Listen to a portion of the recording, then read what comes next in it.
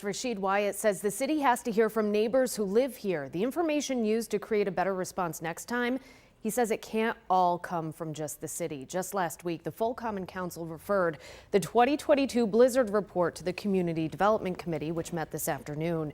At today's meeting, they received and filed the report, and Councilmember Wyatt says he wants to make sure the blizzard report is also talked about with our neighbors.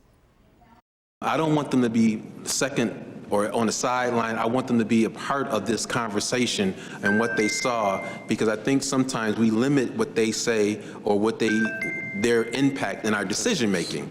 And I don't want it to be limited here. So again, I'm looking forward to this group coming in and not just taking the information from this report, but taking information from other people to come up with something comprehensive so that we can make a solid recommendation.